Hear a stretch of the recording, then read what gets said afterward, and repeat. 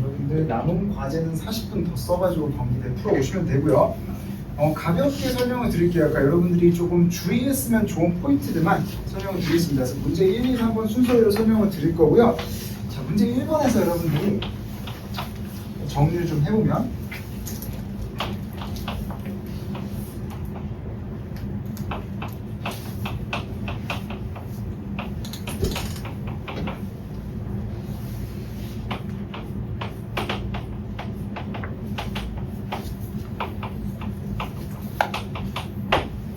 가의 관점에서 나의 살을 비판하라는 문제였고, 여러분들 모모의 관점에서 모모를 바탕으로 모모를 근거로 이렇게 나오면 여러분들 맨 처음에 요 관점을 가볍게 요약 정리를 해주고 시작을 해야 돼요. 아주 예외적으로 뭐 홍익대라든지 몇몇 학교들은 요약을 할 필요가 없는 곳도 있지만 웬만한 학교들은 모모를 바탕으로 모모를 근거로 이렇게 나오면 얘를 짧게 요약 정리를 좀 해주고 시작을 해야 됩니다. 카톨릭대 같이 정형화된 학교들은 특히 요약 정리에 대한 배점도 따로 있어요. 그래서 요거를 전혀 안 해주거나 좀 부족하게 하게 되면 감점이 될 수가 있고요. 그래서 크게 요 가의 관점을 어떻게 요약 정리를 해줬느냐, 특히 여기서 시민불복종이 정당화될 수 있는 3가지 요건을 정확하게 들었느냐, 요거를 채점 포인트로 삼고요.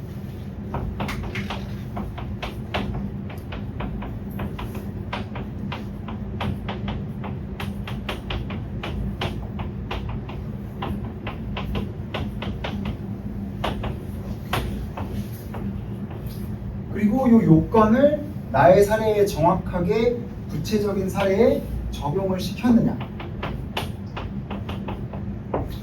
이 2가지가 메인 채점 포인트입니다. 그래서 여러분들 제시문을 보면서 독해를 해보면 3개를 다 짚어낸 친구들도 있고 대부분이 2개만 짚어내거나 아니면 조금 용어를 이제 약간 혼용해서 썼거나 이런 경우가 많은데, 특히 카톨릭대뿐만 아니라 많은 학교들이 가의 관점에서 뭐를 하라 이렇게 얘기를 하면 여기 요건들 한 2-3가지 정도를 키워딩을 정확하게 해줘야 됩니다. 여러분들이 약간 두루뭉술하게 하지 않고 정확하게 해줘야 되는데, 여기서는 보면 크게 3가지 요건이 있어요.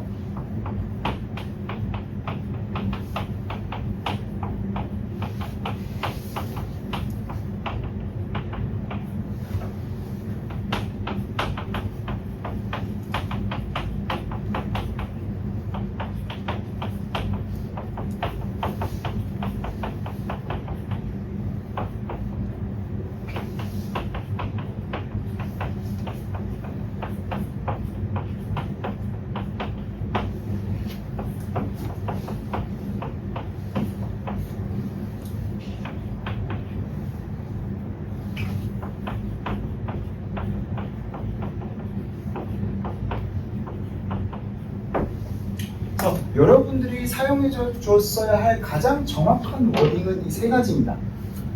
공익적 목적, 목적이 공익적이어야 된다. 목적 또는 목표에 대한 얘기가 있었어야 되고요. 2번째로는 비폭력성. 대부분은 이제 폭력 시위였기 때문에 이 비폭력성이라는 단어는 정확하게 잡아냈습니다. 그리고 마지막 요건은 조금 놓친 친구들이 있는데, 마지막 요건은 이제 최후 수단성이라는 요건입니다. 최후 수단성이라는 요건이고, 이거를 조금 이제 약간 두루뭉술하게 요 부작용을 검토해야 된다, 요 정도로만 쓴 친구들이 있었는데, 조금 더 정확한 키워딩은 최후 수단성입니다. 그리고 이걸 제시문 속에서 조금 이따 찾아 드릴 거고요. 그리고 이제 목적, 비폭력성, 최후 수단성 요 요건들을 잡아내고 여러분들이 여기다가 사례에다가 적용을 시켜야 되는 거죠. 그리고 이제 비폭력성에서도 법체계에 대한 존중, 비폭력성이라는 말 안 쓰고 법체계에 대한 존중 요 말만 쓴 친구들도 뭐 이거 자체만으로 감점일 수도 있고 아닐 수도 있어요. 근데 폭력 시위였기 때문에 비폭력성이라는 말이 정확하게 드러나 주는 게 좋았을 것 같습니다. 비폭력성이라고 쓰지 않고 그냥 법체계를 존중해야 된다, 이런 말만 쓰면 조금 감점이 됐을 거예요. 부정확한 키워딩으로. 왜냐면 우리 제시문을 한번 독해를 해보면서 보면 여기 보면 다수의 인권 혹은 사회적인 정의 증진을 목표로 삼아야 한다고 강조한다. 또한 폭력적 수단을 사용하지 말아야 된다 라고 해서 앞에 목표가 사회정의 증진이 목표가 돼야 된다는 거랑 폭력적 수단을 사용하지 말아야 된다, 이게 대등한 병렬 관계로 이어지고 있잖아요. 그래서 1번, 2번 이렇게 나열을 해주는 겁니다. 첫째는 목표가 공익적이어야 되고, 2번째는 수단이 폭력적이지 않아야 된다.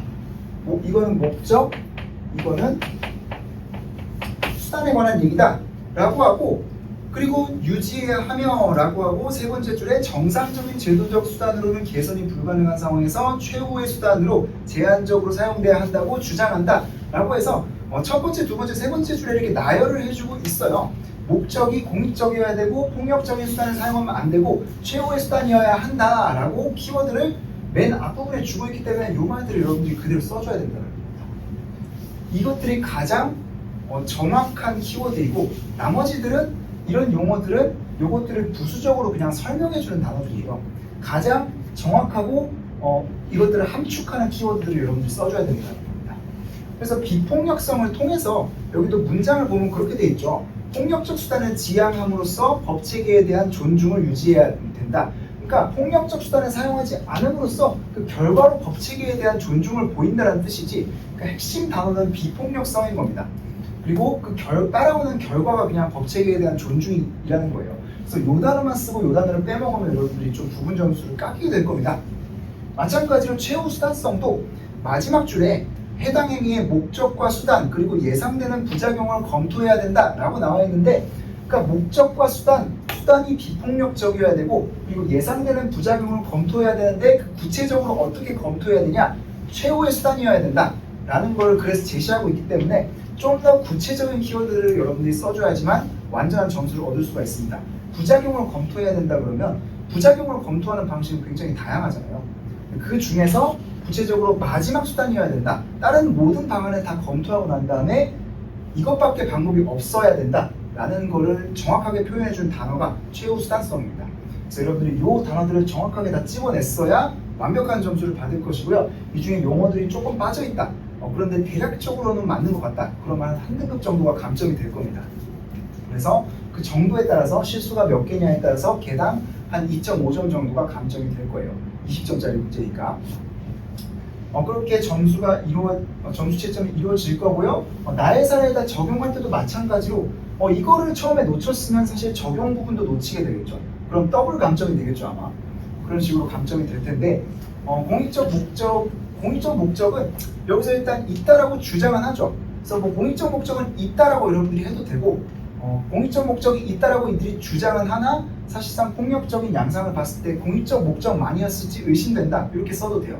그러니까 이거는 오라고 해도 되고 세모라고 해도 됩니다. 이거는 여러분들이 적절하게 해석을 하면 되고요. 비폭력성과 최후수단성은 확실히 불만족이죠. 폭력적인 시위 양상을 보였기 때문에 비폭력성이라는 요건을 충족시키지 못한다. 그리고 다른 합법적인 그리고 비폭력적인 수단을 검토하지 않았기 때문에 최후수단성 요건도 충족시키지 못한다. 이렇게 여러분들이 집어내주면 완벽한 점수를 받을 겁니다. 그래서 여기서 핵심은 여러분들이 이 세 가지 키워드를 정확하게 집어냈느냐, 여러분들의 독해력이 여기서는 핵심이 될 만한 부분이었고요. 그러니까 이렇게 조금 포괄적이고 부수적인 단어들만 짚지 말고 여러분들이 정말 핵심적인 단어들을 찾아내는 연습을 계속 하셔야 될 겁니다. 자, 1번은 요게 포인트였고요. 그리고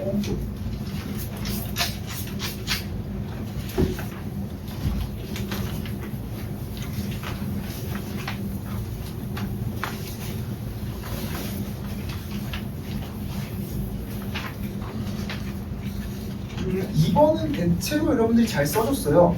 대체로 잘 써줬는데 조금 안타깝게 잠깐만 지호랑 선아이는 풀다가 말고 해설을 들어버렸네. 조금 이렇게 해설을 좀 깊이 해도 되고 아니면 좀 듣고 집에서 풀어도 돼요. 자유롭게 선택을 해주세요. 나는 스포일러가 싫다 그러면 잠시 이제 피해 있다가 와도 돼요. 나는 내 힘으로 풀어보겠다. 자유로운 선택에 맡길게요. 여러분들 행동의 자유를 존중하겠습니다. 자, 그리고 2번은 전체적으로 잘 써줬는데 나의 사례를 조금 잘못 해석한 친구들이 있었어요. 몇 명. 근데 뭐 일부 잘못 해석한 거고, 보면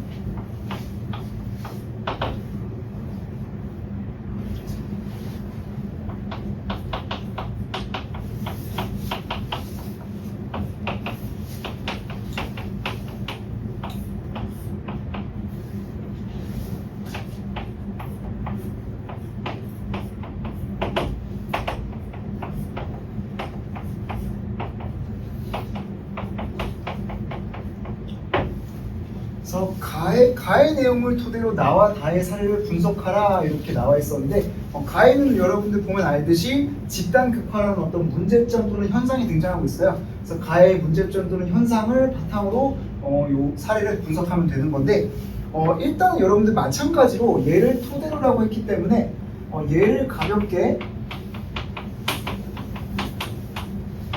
요약 정리를 하고 시작해 줬어야 됩니다. 그래서 대부분이 잘 해줬는데 가끔 이제 토대로라고 할 때 요약 정리를 빼먹는 친구들이 있어요. 어떤 학교들은 빼먹어도 되지만 어떤 학교들은 빼먹으면 감점이에요. 그래서 웬만하면 여러분들이 습관적으로 짧게 길지 않게 요약 정리를 하고 들어가는 습관을 들이라는 겁니다. 토대로라고 나오면. 그래서 요약 정리를 해주고 이 집단 극화라는 거에 대해서는 여러분들이 요약한 사람들은 다 잘 해줬어요. 그래서 같은 견해를 가진 사람들과 대화를 하고 자기 의견과 반대되는 증거를 무시한다. 이 두 가지를 잘 정리를 해주면 됐었고 나와 다의 사례를 그걸 바탕으로 분석을 하면 되는 거였는데 여러분들이 다는 전부 다 잘 해줬어요. 다는 잘 해줬는데 나에 대해서 여러분들이 친밀하다라고 하니까 이제 친밀한 사람들끼리 네트워크라고 하니까 이게 친밀한 사람들끼리만 네트워크를 하다 보면 이것도 집단 극화가 될 수 있다. 이렇게 해석을 해준 친구들이 있는데 그거는 조금 과대한 추론이에요. 그러니까 친밀한 사람들끼리 네트워크를 한다고 해서 무조건 집단 극화가 생기는 게 아니라 여기 나의 상황은 뭐냐면 집단 극화가 드러나지 않은 그런 집단 극화랑 반대되는 상황을 얘기하고 있는 겁니다. 왜냐하면 가에서 집단 극화의 결과가 뭐라 그랬어요? 자신의 타집단에 대한 배척과 마지막 줄에 갈등이 논쟁의 차원을 넘어서 증오와 폭력으로 이어지는 이런 결과가 등장해야지 집단 극화가 등장했다라고 볼 수 있는 것이고 반대로 어떤 화합이나 서로 이해 이런 결과가 동원됐다면 이건 집단 극화가 일어나지 않은 바람직한 상황으로 평가를 해야 되는 거예요. 그래서 나의 사례를 조금 빈약하게 평가한 사람들이 있었다라고 해서 이거는 집단 극화가 일어나지 않은 사례이다 라고 하고 왜 일어나지 않았을지를 이 가에 나온 집단 극화에 대한 설명을 바탕으로 얘기를 해줘야죠. 서로 다른 정보를 가진 사람들끼리 다양한 교류가 이루어졌고 그리고 자신과 반대되는 의견도 열린 태도로 수용할 수 있는 그런 환경이 형성되었기에 집단 극화가 일어나지 않을 수 있었다. 이렇게 여러분들이 해석을 해줘서 나와 다른 상반된 사례로 평가를 해주는 게 분석을 해주는 게 포인트였습니다. 자, 요거를 정확하게 맞췄어야 되는 부분이었고요. 자, 라스트로 3번에 보면 이제 경제 제시문인데 이거 제가 물론 비록 본 시험은 아니라 모의 시험이지만 적중을 시켰죠. 어쨌든 오늘 적중이라는 것도 사실 민망한 게 너무 중요한 주제이고 이제 여러 정치적인 상황의 변동 이런 거 봤을 때 안 나올 수가 없는 주제라서 이건 누구라도 예측을 했을 것 같은데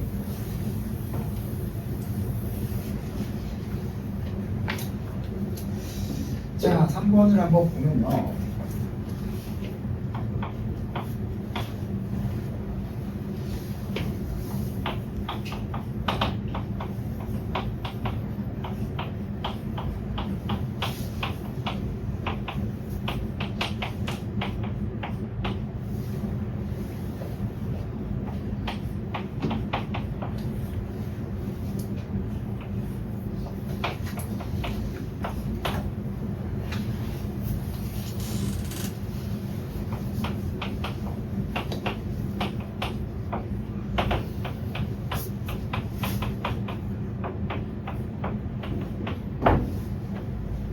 가에서 미국의 GDP가 감소될 것으로 예상되는 이유를 가에 미국 GDP가 감소될 것으로 예상된다고 나왔는데 그 이유를 나와 다를 활용하여 얘를 활용하라고 했는데 결국에 나와 다에는 관점 또는 이론이 등장하죠. 이 이론적 틀을 적용해서 그 이유를 설명하라 라는 거였어요. 여러분들이 일단 첫 번째로 여기서도 마찬가지로 가에서 나오는 키워드를 먼저 언급을 하고 시작하셨어야 됩니다. 바로 나와 다부터 시작하면 곤란해요. 왜냐면 가에 관세로 인해서 미국 GDP가 감소할 것이다 라는 얘기가 나왔잖아요. 그래서 관세 얘기로 여러분들이 먼저 시작했어야 됐고 그래서 이거를 관세가 부과되면 왜 GDP가 감소하는가? 관세와 GDP와의 관계를 설명하기 위해 여기에 있는 키워드를 끌고 왔어야 되는 겁니다. 나와 다의 공통된 키워드를 가지고 이걸 설명해야 되고, 공통된 키워드라는 건 결국에 무역이죠.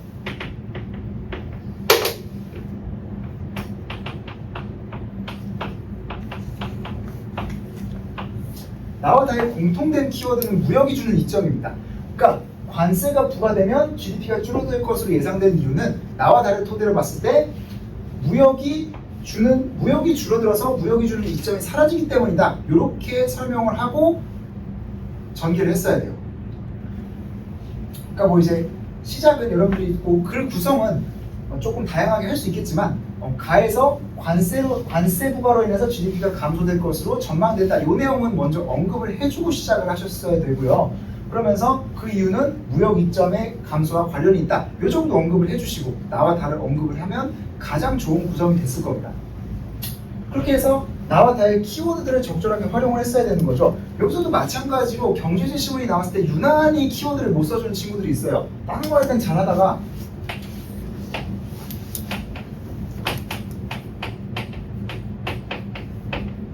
비교 우위, 그러니까 뭔가 개념어나 학술 용어가 나오면 여러분들이 써주셔야 되는 겁니다. 나에서 무역의 이점이라고 설명한 건 뭐였어요? 비교 우위이고, 이 비교 우위라는 것은 결국에 뭐예요? 기회비용이 낮다. 이 단어들이 등장을 했어야 되는 거예요. 그래서 서로 각국이 기회비용이 낮은, 즉 비교 우위가 있는 재화의 생산에 특화함으로써 이쪽에 특화함으로써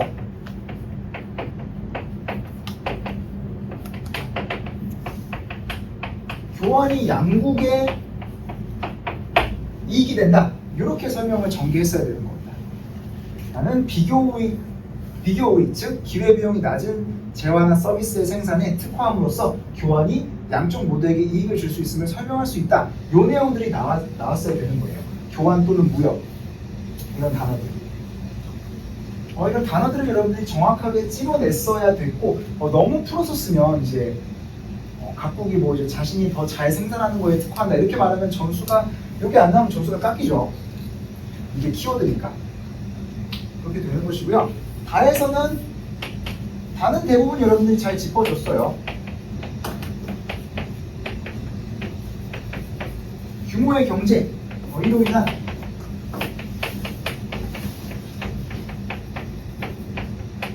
생산비 절감, 요 얘기들이 나와줬어야 되는 겁니다. 그래서 관세로 인해서 GDP가 줄어드는 이유는 무역의 이점이 없어지기 때문이다. 또는 감소하기 때문이다. 나에서는 비교 우위가 있는 재화의 생산에 특화함으로써 각국이 교환을 통해서 이익을 얻을 수 있다고 주장하는데, 관세 부과는 무역을 감소시키므로 이런 비교 우위를 통한 특화의 이익도 당연히 줄어들게 할 것이다. 그러면서 나에 나온 또 다른 키워드도 써줘야죠. 생산 효율성이 높아진다라고 했었는데 그 생산 효율성도 감소할 것이다. 이런 것도 써주면 되고요. 다를 활용해서 봤을 때는 무역은 규모의 경제를 통해서 각국이 또 생산비를 절감하고 마찬가지로 또 효율성을 높일 수 있도록 해주는데, 이런 규모의 경제의 이점도 무역이 줄어들면서 사라지게 될 것이다. 따라서 미국은 GDP 손실을 보게 될 것으로 전망된다. 이렇게 정리를 해주면 되는 것이었습니다. 여러분들이 포인트는 나와 다를 둘 다 무역의 이점으로 묶었어야 되는 거예요. 뭔가 한쪽만 무역으로 묶고 한쪽은 그냥 다른 걸로 묶고 이러면 안 되고, 공통적으로 둘 다 무역의 이점이라고 묶어서 관세 부과는 무역을 감소시키기 때문에 GDP를 감소시킬 것이다. 이렇게 가졌어야 되는 겁니다. 이렇게 가졌어야 되는 것이고요. 비교 우위는 여러분들 비교 우위는 가볍게만 설명을 하고 끝내자면, 비교 우위 여러분들 도표로 그려서 이거 하는 거, 도표로 여러분들 막 숫자로 해서 표현하는 건 여러분들이 지원할 대학에는 안 나와요. 그건 수리논술이 나오는 학교에만 나올 거고, 여러분들이 지원할 대학에서 막 구체적으로 숫자 계산해서 막 이렇게 수학 쓰고 이런 건 안 나오지만, 그래도 한번 여러분들이 한 번 더 눈으로 표를 좀 보면 좋겠죠. 그래서 가볍게 이 도표를 가지고 한번 설명을 해보겠습니다. 증명을 해보겠습니다. 한 5분 정도.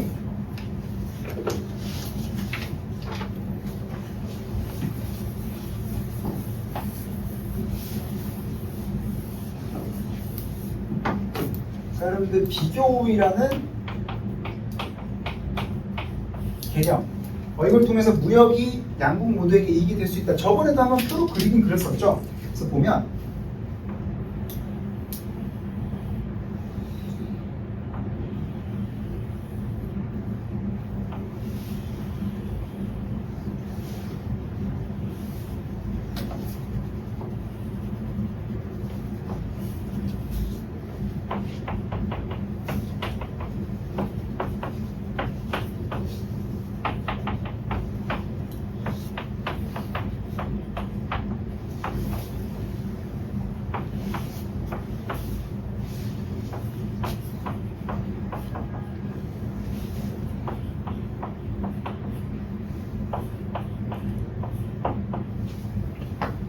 똑같은 자원을 써서 갑국과 을국이 각각 생산할 수 있는 자동차와 쌀의 양을 나타낸 거예요.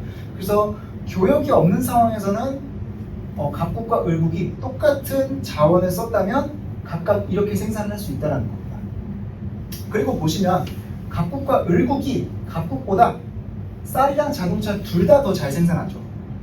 쌀도 똑같은 자원으로 더 잘 생산하고 자동차도 을국이 더 잘 생산해요. 그러니까 이제 을국이 절대 우위를 양쪽에서 다 갖고 있는 상황인데 이처럼 절대 우위가 양쪽에 다 있더라 하더라도 비교 우위를 통해서 이익을 볼 수 있다. 요거를 증명하는 거거든요. 자, 우리 저번에 했었죠. 그래서 비교 우위라는 거는 기회비용이 낮은 거다. 기회비용이 낮다라는 거는 상대 국가에 비해서 얘 한 생산을 위해서 포기해야 되는 얘가 적은 걸 의미한다. 이런 거죠. 그래서 각국 보면 쌀 한 톤을 위해서 자동차 몇 대를 희생해야 되냐? 2대예요. 을국을 보면 쌀 한 톤을 위해서 자동차 몇 대를 생산해야 되냐? 2분의 1대. 그러니까 쌀 생산의 기여비용이 낮은 데는 어느 국가예요? 얘죠. 얘는 한 톤을 생산하기 위해서 자동차 2분의 1대만 포기하면 되니까. 상대적으로 쌀 생산에서 포기해야 되는 양이 적죠. 기회비용. 반대로 자동차는 자동차 한 대를 생산하기 위해서 각국은 쌀 2분의 1톤을 포기해야 돼요. 얘는 자동차 한 대를 생산하기 위해서 을국은 쌀 2톤을 포기해야 돼요. 그러니까 얘랑 생산량을 놓고 봤을 때 얘는 자동차 생산의 기회비용이 적단 말이야. 그러니까 둘 다 각각 여기에 특화해서 이것만 각각 생산을 해보자라는 거예요. 그래서 이렇게 된다.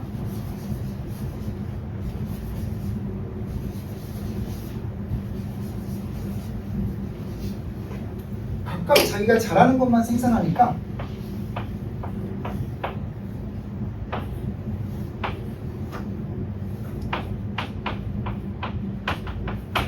이렇게 특화를 통해서 이렇게 생산이 되고 결국에 교환 비율을 적절하게 정하면 문제가 해결된다는 거예요.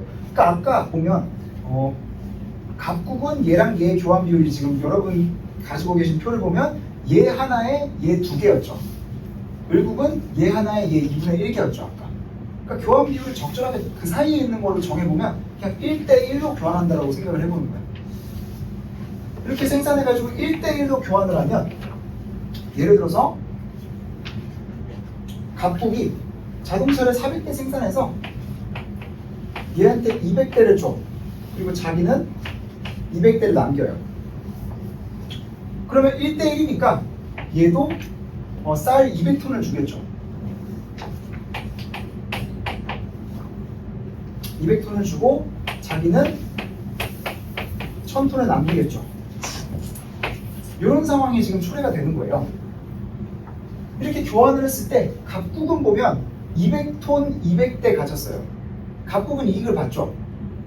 을국은 보면 원래 맨 처음에 600톤 그리고 300대였는데 1000톤 그리고 200대예요. 그러니까 뭔가 좀 찝찝하긴 하죠. 얘가 300대였는데 200대로 됐으니까. 근데 전혀 문제가 될 게 없어요. 왜냐면 이 300톤을 가지기 위해서 얘는 지금 얘 100톤을 더 얻기 위해서 100대를 더 얻기 위해서 얘를 얼마만 더 주면 돼요? 100톤만 더 주면 되죠. 1대1이니까. 그러니까 300 얻으려면 얘는 900톤이 된단 말이에요. 그러면 900톤 300 이렇게 될 수 있어서 을국도 이익이라는 거예요. 이해가죠?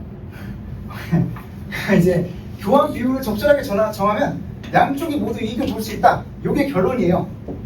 아무튼 이건 잘 때 꿈에 베개에다 놓고 생각하면 언젠가는 완전히 이해가 갈 거예요.